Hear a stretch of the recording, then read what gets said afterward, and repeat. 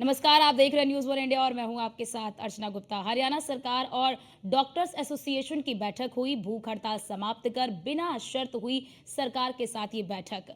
Meeting में मुख्यमंत्री के मुख्य प्रधान सचिव समेत तमाम प्रशासनिक अधिकारी भी मौजूद रहे।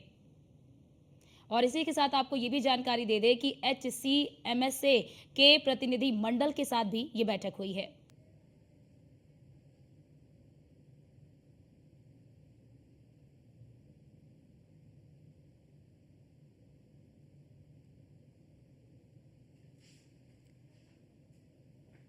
तो ये खबर आपको बता दें, हरियाणा सरकार और डॉक्टर्स एसोसिएशन की ये महत्वपूर्ण बैठक हुई है। भूख हड़ताल समाप्त कर बिना शर्त हुई ये बैठक महत्वपूर्ण मानी जा रही है। सीएम के मुख्य प्रधान सचिव समेत तमाम प्रशासनिक अधिकारी भी इस दौरान मौजूद रहे।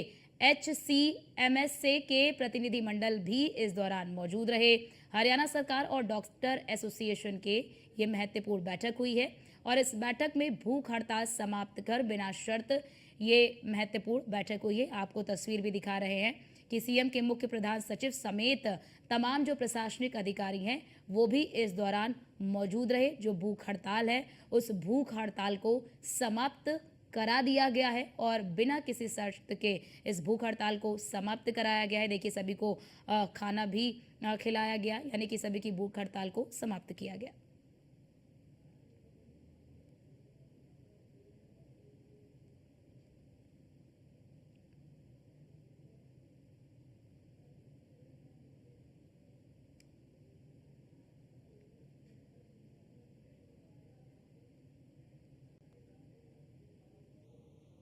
हरियाणा के मुख्यमंत्री नायब सिंह सैनी ने नगर निगम, नगर परिषद और नगर पालिकाओं के पार्षदों की पावर बढ़ाने और बैठक भत्ते की शुरुआत करने की घोषणा करते हुए कहा कि वार्ड कमेटी गठित होने तक कमेटी की फुल पावर अब संबंधित वार्ड के पार्षद के पास होगी, ताकि वार्ड में विकास कार्यों को और गति प्रदान की जा सके। साथ ही अब तक वार्ड कमेटी में सचिव की नियुक्ति नहीं होती या किसी कारण से सचिव बैठक से अनुपस्थित हो तो ऐसी स्थिति में पार्षद के पास किसी भी स्नातक व्यक्ति से बैठक की कार्यवाही जो है वो बनवाने के लिए 1,000 रुपए प्रति बैठक का पारिश्रमिक देने का अधिकार भी होगा। इसके अतिरिक्त वार्ड कमेटी की प्रत्येक तिमाही बैठक के लिए पार्षद को बतौर चेयरमैन बैठक भत्ता भी दिया जाएगा। मुख्यमंत्री हिसार में आयोजित राज्य स्तरीय शहरी स्थानीय निकायों के जनप्रतिनिधियों के सम्मेलन में प्रदेश भर से आए जनप्रतिनिधियों को संबोधित कर रहे थे।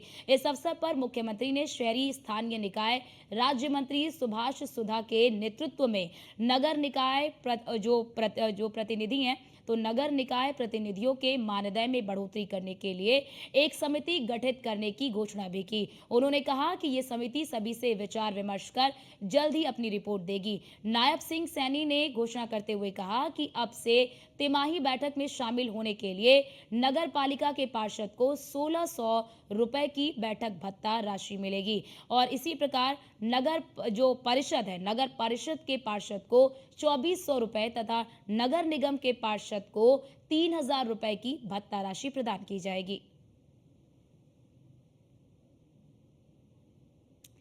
तो ये आपको जानकारी बता रहे हैं कि कमेटी को होगा विकास कार्यों का बजट तैयार करने का अधिकार।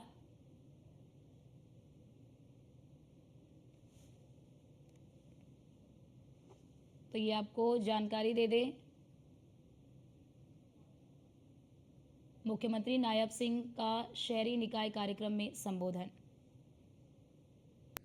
मैंने पूरे दिन का जब से कोड ऑफ कंडक्ट काटा उसके बाद से मैंने लगातार हर रोज का मैंने क्या करना है क्या नहीं करना है पूरा एजेंडा तैयार किया। 100 दिन का 1.5 महीना शेष बचा है।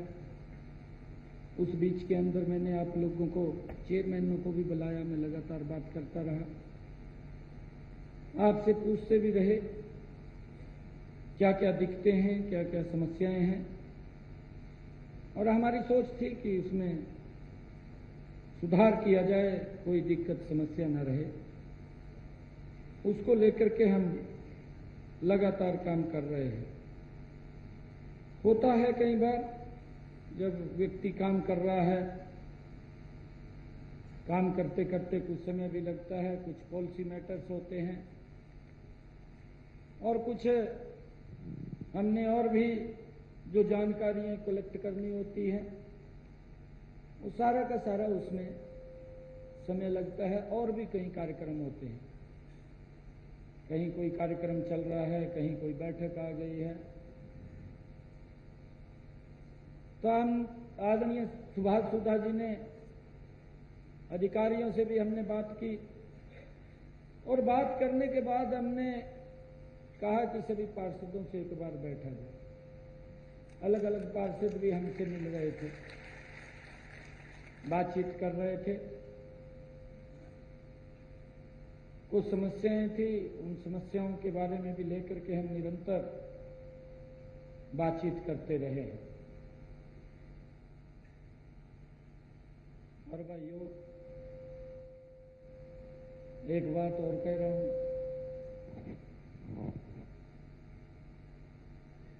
कि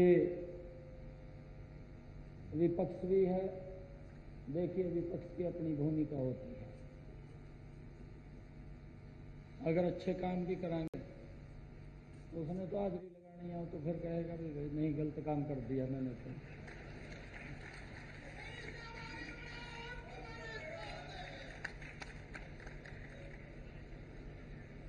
मुझे आप लोगों के बीच में बताते हुए ये मैं बड़े खेद के साथ बात बता रहा हूं कि जिन लोगों के बही खाते खराब हैं, वो आजकल निकल के कहा साहब दो गई।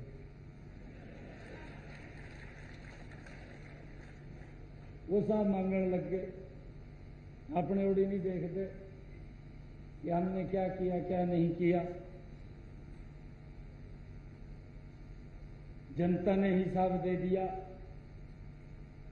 क्योंकि बड़ा प्रयास करा, बताने के लिए कुछ नहीं था।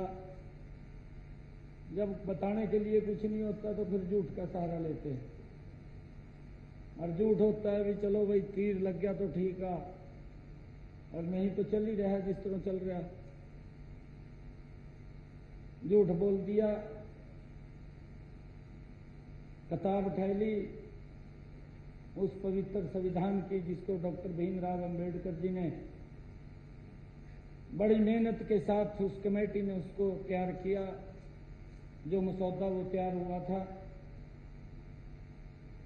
जब कुछ बताने के लिए नहीं था तो वो कतार उठा ली भी भाई, अगर मोदी तीसरी बार बन गया, संविधान को खत्म कर देगा, आरक्षण को खत्म कर देगा। बड़े लोग हैं हमारे, बात में आ जाते हैं, कई बार कुछ लोग बात में आ गए, और बात में आए तो उसका कोई बड़ा असर नहीं पड़ा, और बड़े मेंडेट के साथ आप सबके आशीर्वाद सहयोग से